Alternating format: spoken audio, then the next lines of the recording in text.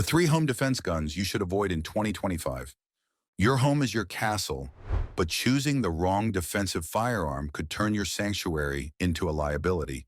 Today, we're exposing the three most dangerous home defense mistakes that well-meaning gun owners make every single day.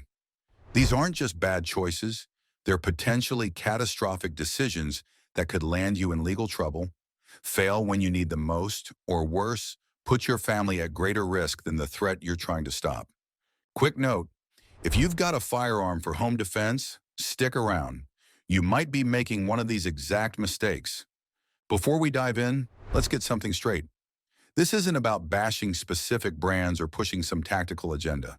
This is about physics, ballistics, and cold hard reality. The firearms we're discussing today might excel in other applications, but when it comes to protecting your home and loved ones, they're walking disasters waiting to happen. Millions of Americans have at least one of these sitting in their bedroom right now thinking they're prepared.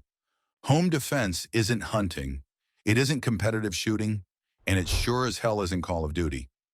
The average defensive encounter happens at 7 yards or less in low light conditions, with your heart rate through the roof and adrenaline flooding your system. You might have just woken from a dead sleep. Your hands might be shaking, and you've got seconds, not minutes, to make life-altering decisions. The firearm you choose needs to work with these realities, not against them. The Judge Governor revolvers. Number 3, the Taurus Judge. You've seen it in movies, you've seen it in glove boxes, and now it's in the hot seat. The Judge and its cousin, the Smith & Wesson Governor, are revolvers that fire both shot shells and 45. Colt cartridges, and they seem like the Swiss Army knife of home defense. Multiple ammunition types, intimidating bore size, revolver reliability. What could go wrong? Everything. Absolutely everything. At typical home defense distances, the pattern spread from that short, rifled barrel is unpredictable. We're talking about pellets spreading 12 to 15 inches at just 10 feet. That's not a tight group. That's a liability lawsuit waiting to happen. Your teenager's bedroom is on the other side of that drywall.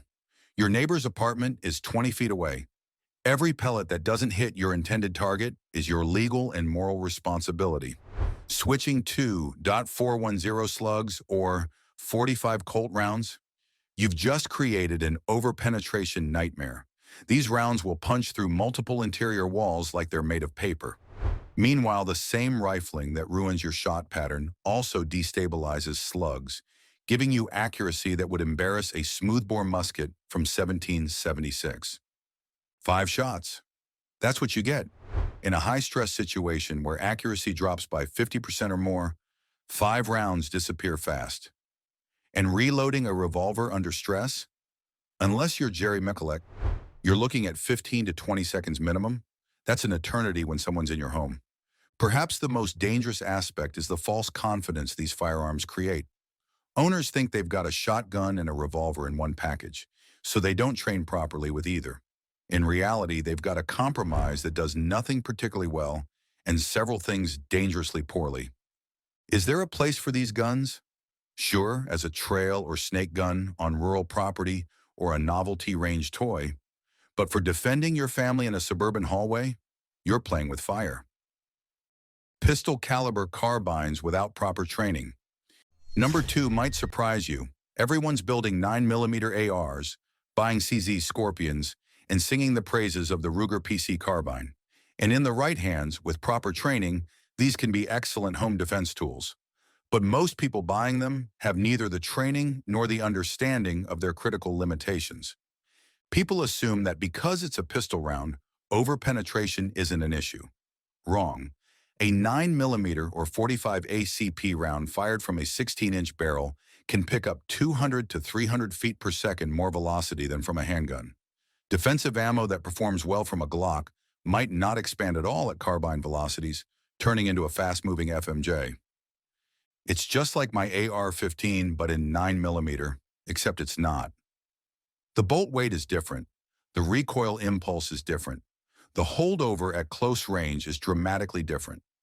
Magazine compatibility might be different. That moment of confusion when your carbine doesn't behave like you expected, that's when bad things happen. With a 16-inch barrel, receiver, and extended stock, you've got nearly 35 inches of weapon to maneuver through doorways, around corners, and in hallways. Try clearing your house with a yardstick sometime. It's not practical, especially in the dark, under stress, while opening doors or using a light. Standard hollow points might not expand. Plus, P rounds might wear out parts fast. Subsonic rounds might not cycle. Ball ammo, over-penetration city. Most PCC owners never test how their loads behave in their carbine. That's a dangerous oversight. Yes, PCCs suppress well, but adding 6 to 8 inches of suppressor length makes an already long weapon even more unwieldy indoors. Suppressors also shift your point of impact. And shooting suppressed indoors without ear pro still causes hearing damage. You just don't notice it right away. Could it work? Absolutely, in trained hands, especially with shorter barrel setups, where legal, and thoroughly tested ammo. But without that training, it's a recipe for overconfidence. Number 1, long-barreled shotguns with inappropriate ammunition. The 26, 28, or even 30-inch barreled shotgun loaded with buckshot or slugs that Grandpa swears by. Nobody needs anything more than a 12 gauge. The sound of racking it will scare them away. These myths have caused more harm than any marketing campaign ever could. Your hallway is maybe 36 inches wide. Your shotgun with a 28-inch barrel is about 48 inches long. You can't round a corner without sticking out 2 feet of barrel first, giving away position, timing, and maybe your weapon. I don't need to aim with a shotgun. False. At indoor distances, your buckshot pattern might be 3 to 4 inches, barely more than a tight group from a handgun. You're aiming a boat oar in a phone booth, and you still have to be accurate. Even number 4 buck penetrates 14 inches of ballistic gel in several walls. Double-aught is worse. Slugs might as well be a rifle round. Every missed pellet is a liability.